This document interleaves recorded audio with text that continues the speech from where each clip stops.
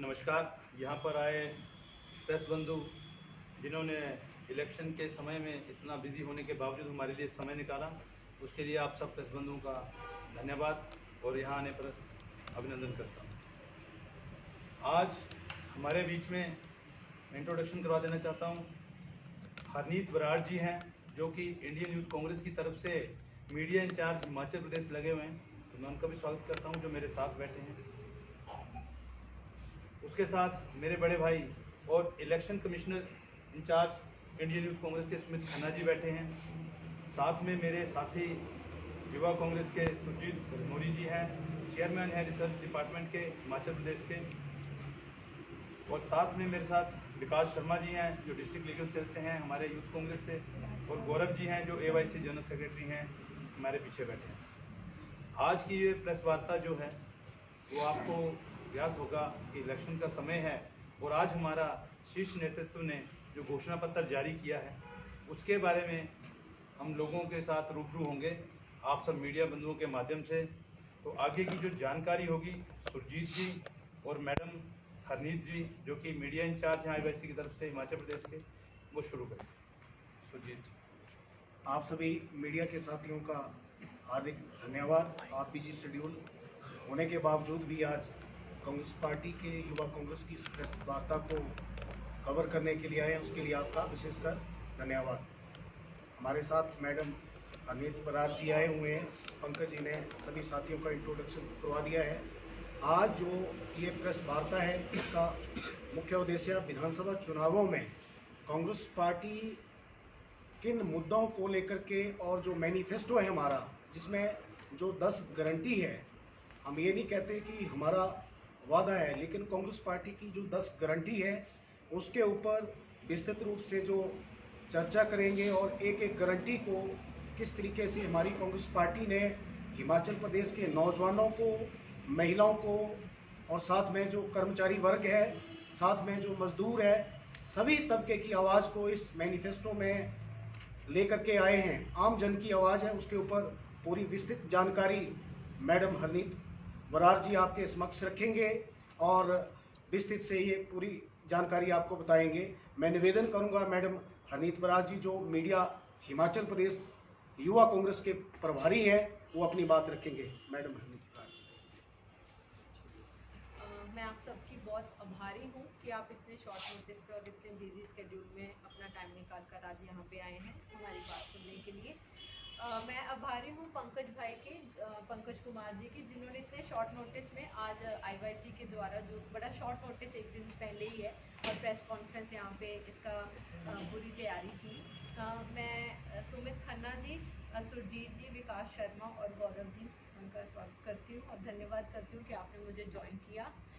मैं आभारी हूँ हमारे AYC के इंचार्ज कृष्णा अल्लावरू जी का, हमारे AYC के प्रेसिडेंट श्रीनिवास जी और हमारे दो भाई जो AYC की तरफ से दिन रात बहुत मेहनत कर रहे हैं जब से इलेक्शन शुरू हुआ है, अमरप्रीत लाली जी, विनीत कंबोज और हमारे AYC के मीडिया इंचार्ज जो आज एक वो पदयात्री हैं राहुल गांधी जी के साथ, जो इसलिए आज यहाँ पे नहीं आ पाए, वो उनके साथ भारत जोड़ो यात्रा में हैं।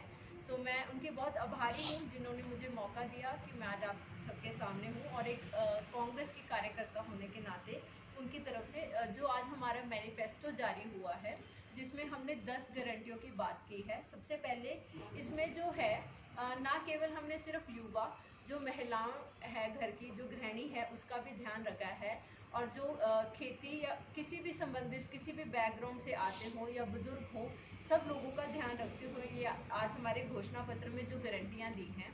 और प्रियंका जी ने तो रैली में ऐलान भी किया है कि जो इनमें से 2 गारंटियां हैं वो आने वाली हमारी सरकार बनते ही पहले मंत्रिमंडल में ही वादा किया है कि उसमें वो उस घोषणा का ऐलान होगा, उसके बारे डिस्कशन होगी और उसको लागू किया जाएगा।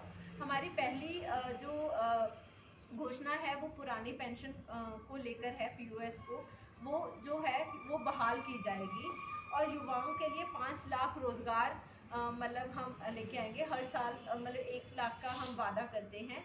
और इसके साथ साथ महिलाओं को हर महीने 1500 रुपये का हमारी तरफ से वादा किया जाता है। आज की जो गृहिणी है जो ये डबल इंजन की सरकार, जो राज्य सरकार और जो केंद्र की सरकार डबल इंजन सरकार कहलाती है, आज उसने इतना ज़्यादा बोझ डाल रखा है पेट्रोल, डीजल, गैस के जो इतने दाम बढ़ाए गए हैं। एक आम गृहिणी के लिए घर चलाना मुश्किल होगा। कहाँ 400 से दाम आज 1200 पे 10 रुपये बढ़ाते हुए इतना दाम बढ़ा दिया है कि एक घर की रसोई चलाना गृहिणी के लिए इतना ज़्यादा मुश्किल हो चुका है।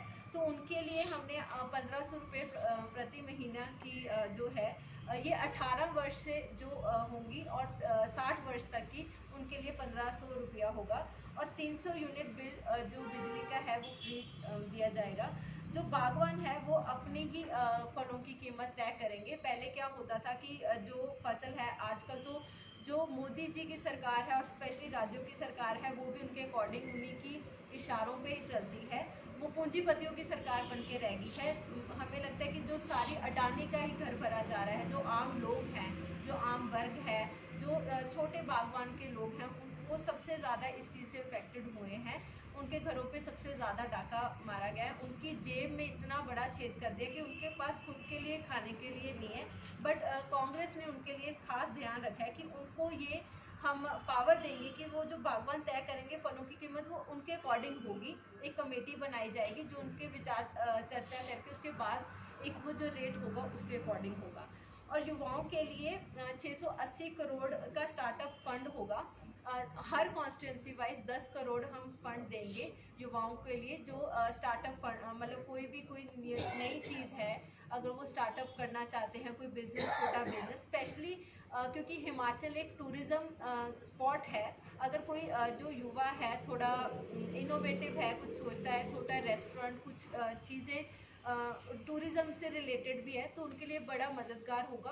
और इसके लिए कोई 0% इंटरेस्ट रेट होगा। इस पर कोई उन पर बोझ नहीं डाला जाएगा। ये उनकी सहायता है जो भी अपने सपनों को पूरा करना चाहते हैं, थोड़ा इंडिपेंडेंट होना चाहते हैं हिमाचल के युवा। उसमें हर विधानसभा में 4 अंग्रेजी मीडियम स्कूल खुलेंगे। क्योंकि कांग्रेस सरकार ने आज तक जो भी हिस्ट्री रही है, कांग्रेस ने ऐसा नहीं जो IIM तक जो है उनकी स्थापना की है। क्योंकि कांग्रेस ने हमेशा ही शिक्षा को बढ़ावा दिया है। वो कोई भी स्टेट हो, आप पूरी स्टेट्स में इंडिया में देख लीजिए, ऐसा नहीं है कि जो कांग्रेस का सरकारी बना है वो भी प्राइवेटाइज किया है, ऐसा कुछ नहीं है।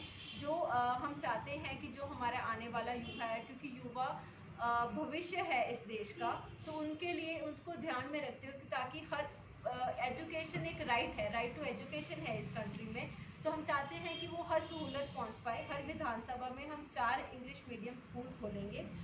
मोबाइल क्लिनिक होगा हर गांव में, क्योंकि हिमाचल एक ऐसी स्टेट है जहां पे बड़ी दिक्कत होती है मेडिकल फैसिलिटीज़ की, और इतना महंगा भी है।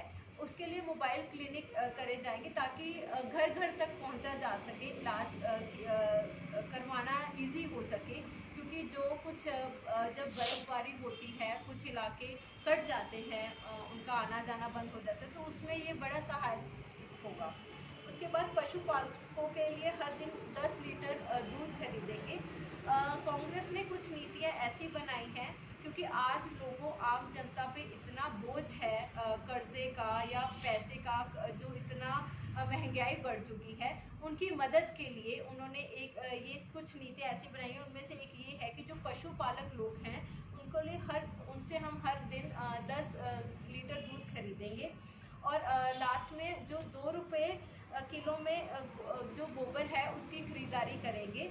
क्योंकि या तो हिमाचल में मेन टूरिज्म है, दूसरे पे बागवानी है, और तीसरे पे जो पशुपालन का काम करते हैं उनके लिए सहायक हो सके, उनके लिए कमाई का साधन बन सके। आपने देखा ही है जो ये डबल इंजन की सरकार है, इन्होंने कैसे पेट्रोल, डीजल आज तक की, अब तो इन्होंने खाने रोटी तक पे इतना GST लगा दिया है कि आम जनता पे इतना बोझ हो चुका है।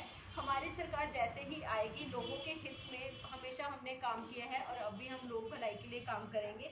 जो इस राज्य की सरकार रही है उसमें पुलिस भर्ती तक इतने घोटाले हुए हैं, जितने भी, अगर आज तक इन्होंने कोई एग्जाम्स तक रखे हैं कोई सरकारी नौकरियां देने के लिए, उसमें पेपर लीक कितने हुए हैं जो कि हमने सुना है। और अब जैसे ये देवभूमि है, उसके साथ साथ ये वीरों की भी एक भूमि है। यहाँ से विक्रम बत्रा, शहीद विक्रम बत्रा जी जैसे इतने महान योद्धाएं निकले हैं, बट इन्होंने हिमाचल में जहाँ हर घर तकरीबन एक सैनिक है जो आर्मी से संबंधित है, उनके साथ एक मजाक किया है। जो ये अग्निपथ की योजना है उसके खिलाफ हमारे जितने भी युवा हैं, हमारे पूरे हिमाचल में जितने भी हमारे यूथ कांग्रेस के कार्यकर्ता हैं, उन्होंने इसके खिलाफ पूरी लड़ाई लड़ी है और इसका संसद का घेराव किया। और आज मेरे साथ ही मेरे भाई बैठे हैं, इनको भी उन पर्चों का सामना करना पड़ा है और आई गेस ये 3 दिन और 4 दिन के लिए जेल भी जाके गए हैं। हमारा बेशक कोई भी वर्ग हो कांग्रेस का, बेशक युवा वर्ग हो या हमारी सीनियर कांग्रेस है, हमने लोगों के मुद्दों की हमेशा बात की है। लोगों के मुद्दों की ही सरकार होगी। हमारी सरकार सिर्फ लोगों की सरकार होती है। ऐसा नहीं कि कोई परिवारवाद होगा या कोई जो नौकरियां हैं वो हम कभी भी ऐसा नहीं होता कि सिफारिश पे हो, वो लोगों के सामने सब पर्दा मतलब पारदर्शिता की जाएगी। जितने एग्जाम्स होंगे उसके लिए स्पेशली जो बोर्ड है उनके थ्रू ही एग्जामिनेशन होगी। और हम पूरी उम्मीद करते हैं कि जो ये लोग हैं, जो ये डबल इंजन की सरकार है, अगर इंजन एक भी ढंग का होना तो वो सरकार हमेशा कामयाब होती है। पर लोगों ने देख लिया है, जो ये 5 साल जो लोगों पे इन्होंने इतना अत्याचार किया है इस राज्य में, तो अब हमारी जो सरकार है कांग्रेस, जो उन्होंने 10 गारंटियाँ दी हैं और उसका हम पूरी तरह से मतलब है कि हम उसको पूरा करेंगे और हमारी सरकार जो आने वाले इलेक्शंस है उसमें हम पूरी अच्छे मार्जिन से जीतेंगे। मैडम, आपने कहा कि महिलाओं को 1500 रुपये 300 आप बिजली यूनिट की बात करें फ्री दी जाएगी। देने की तो बात हो गई, अरेंज कहाँ से करेंगे? अगर बात करें आज की, तो आज अखबारों की सुर्खियों में है कि प्रदेश सरकार जो है वो उन्होंने आवेदन किया है आरबीआई को कि उन्हें बजट जो है पैसे जो है वो दिए जाए। तो कांग्रेस की ऐसी कौन सी नीति रहेगी जहां से इतना सारा बजट जो है वो पूरा किया जाएगा? देखिए, हर राज्य में जब भी कोई घोषणा पत्र बनता है उसकी कमेटी होती है, उसका कोई पर्पस होता है, उसके रिगार्डिंग ही कोई चीज़ें गारंटी दी जाती हैं। ऐसा नहीं है। जब जैसे कि मैं पंजाब से आती हूँ, तो पंजाब में आज भी बस मतलब कांग्रेस द्वारा चीज़ लाई गई थी कि जो महिलाओं के लिए बस किराया फ्री है। तब भी यही कहा जाता था बीजेपी द्वारा कि आप इसको गवर्नमेंट को मत वोट दो, कांग्रेस को, कि यहाँ पे इतना बोझ है बजट पे कि ये कैसे मैनेज। बट जो सरकार में लोग बैठते हैं उनको चीज़ें मैनेज करनी आती है। लोगों का पैसा है वो लोगों पे ही लगना चाहिए। दूसरी बात आपने कही कि हर विधानसभा क्षेत्र में अंग्रेजी स्कूल जो है वो बनेंगे। आपको नहीं लगता जो सरकारी स्कूल है, क्योंकि हम भी सरकारी स्कूल से पढ़ के निकले हुए हैं, उनको अपग्रेड किया जाए? क्योंकि वर्तमान में उनकी स्थिति बहुत दयनीय है।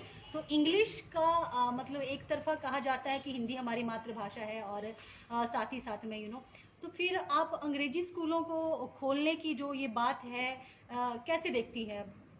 ऐसा नहीं है कि हमने ये कहा है कि कोई हिंदी हम किसी लैंग्वेज के अगेंस्ट है। हमने इसको इसलिए बढ़ावा दिया है, जो हमारे जो पुराने स्कूल्स हैं उनको कुछ स्कूलों को अपडेट किया जाएगा। जहाँ पे ज़रूरत है वहाँ पे ज़्यादा से ज़्यादा नए स्कूल लिए जाएंगे। और इंग्लिश को हम इसलिए बढ़ावा देंगे बिकॉज एक इंग्लिश ऐसी लैंग्वेज है, जब आप स्टेट से बाहर जाते हो वो एक पूरे नेशन में मतलब हर जगह अगर आप कहीं मल्टी नहीं, मैं इंग्लिश की वो नहीं है, मैं स्कूल की बात कर रही हूँ। हिंदी स्कूल में भी अगर उन्हें अपग्रेड किया जाता है, टीचर अच्छे आते हैं, बच्चों को रूटीन में पढ़ाया जाता है, तो उनकी इंग्लिश जो है वो अपग्रेड हो जाएगी। तो क्यों ना जो प्राइवेट खोलने का जहाँ पे खर्चा होगा, इतना बजट वैसे ही कम है, सरकार वैसे ही उधारी पे चल रही है, तो क्यों ना वहाँ पर ही सरकारी स्कूलों में वो फैसिलिटी दी जाए? ये क्यों नहीं आपने सोचा? One thing I like to add, जैसे आपने कहा कि इंग्लिश का क्या इम्पोर्टेंस है या किस तरह से मैं खुद तख्ती वाले स्कूल में पढ़ा हूँ और जो कलम और दवात के स्कूल में हम पढ़े। देखिए, बात है कि एक इंटरनेशनल सिनेरियो में हमारे जो बच्चे यहाँ से पढ़ के जा रहे हैं, हमारी लैंग्वेज पे पकड़ ने हमें इंटरनेशनल लेवल पे बहुत आगे पहुँचा। If you compare it with the China और अदर स्टेट जहाँ पे लैंग्वेज बैरियर्स हैं, उनके बच्चे उस हिसाब से, देखिए आप आज को मानिए, we need to accept that कि भी English has become a international language जो कनेक्ट बनाती है। अगर हम ये कहें कि मैं दोनों की छठी में पहली बार ए सीख रहा था, ठीक था, मेरे को इंग्लिश 10वीं तक समझ में नहीं आती थी, वो भी ठीक था, लेकिन समवेयर हम सब फील करते हैं कि language is a weapon, English is a weapon to penetrate into the world today. तो वहाँ पे हमें एक बहुत मुद्दा है कि वहाँ। दूसरी बात आपकी बात है कि जो सरकारी स्कूल है उनके हम बिल्कुल एग्री करता हूँ, उनकी अगर दयनीय हालत है, तो वहाँ पे हमें ये देखना होगा कि जो हमारे शिक्षाविद हैं जिन्होंने कई जीवन इसमें जिया है। मैंने तो वो जीवन शिक्षाविद का नहीं जिया, मैं स्टूडेंट रहा हूँ, लेकिन मैं शिक्षाविद नहीं। तो शिक्षाविद जो है, जो जिन्होंने जीवन इसमें लगाया है, उनको साथ में लेकर और जहाँ उनके साथ मिलकर बांट कर संवाद कर कोई इस तरह से लॉन्ग टर्म 20 साल का या 30 साल का कोई एजुकेशन सिस्टम के बीच में हम काम करें। ये ना हो कि आज एक ऑफिसर आता है 2 साल के लिए वो अपनी पॉलिसी बनाता है, फिर अगला आता है वो 5 साल के लिए पॉलिसी बनाता है। तो you need to make that. और मैं कंक्लूड करूंगा, देखिए इफ यू देख, इंडिया ने 2 चीज जीतने के बाद हम नेबर्स के साथ किसी के साथ भी कंपेयर किया, we gave our children a scientific temper comparing to दोस्त जिनके साथ हम रिलीजियस बेस पे हम या बाकी चीज पे उनसे हम बात करते हैं और कंपेरिजन में फंस जाते हैं because of that scientific temper given by the first prime minister and the democratic values that remained in because of that only, एक डेमोक्रेसी और एक scientific temper, that is the I think with these two, जहां पे India ने first prime minister ने पंडित जवाहरलाल नेहरू जी ने concentrate किया, eventually that has created lot of difference. जो आज हमारे बच्चे इंटरनेशनली एजुकेशन में, हमारी यूनिवर्सिटी टॉप 50 यूनिवर्सिटीज में बहुत सारी यूनिवर्सिटीज हैं, IIM में एडमिशन लेना मुश्किल है। आप अमेरिका की किसी यूनिवर्सिटी में IT करना चाहते हैं, आपको शायद एडमिशन मिल जाए, लेकिन IIT में जितने वर्ल्ड क्लास इंस्टीट्यूशन है उसमें एडमिशन लेना बहुत है। तो I just have to add कि this we can not just keep this side right. इसके साथ आई विल कंक्लूड। मैडम, एक और आपने कहा कि रोज़गार दिया जाएगा और फ्री की भी बात हुई है कि हर चीज़ फ्री। आपको नहीं लगता कि फ्री का दे करके लोगों को जो है वो ख़त्म किया जा रहा है, काम करने की इच्छा उनकी ख़त्म की जा रही है, उन्हें घर बैठे सब कुछ मिलेगा तो वो कुछ भी नहीं करेगा।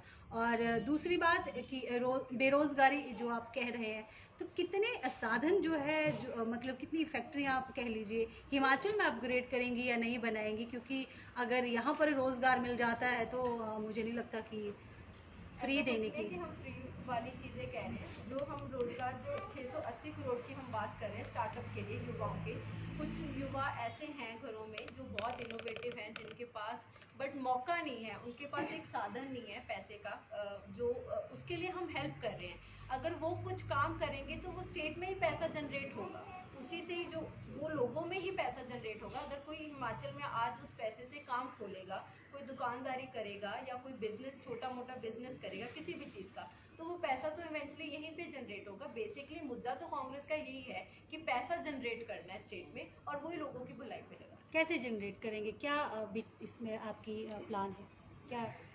एक्चुअल में मैम ऐसा है कि हिमाचल प्रदेश में लगभग 14 लाख के करीब आज बेरोजगार है। हमारी पार्टी ने और हमारी अगर सरकार आती है तो हमने सबसे बड़ा प्लान ये किया है 680 करोड़ का जो स्टार्टअप प्लान है। स्टार्टअप प्लान का मकसद ये है कि जो 14 लाख जो हमारे बेरोजगार युवा है, हर किसी को सरकारी नौकरी तो मिल ही नहीं जा सकती। जो हमारा टेक्निकल और जो स्किल डेवलप नौजवान है उसको अपना जो काम स्टार्ट करना है, उसके लिए हम बेसिकली विदाउट ब्याज के हम जो है उनको ऋण देने जा रहे हैं। हर कंस्टिट्यूंसी में वो 10 करोड़ के आसपास जो है वो लोन दिया जाएगा और अपना वो कारोबार जो है वो काम स्टार्ट कर सके। उसके लिए हमारा ये स्टार्टअप प्लान जो है, ताकि जो है बेरोजगारी जो है वो कम हो।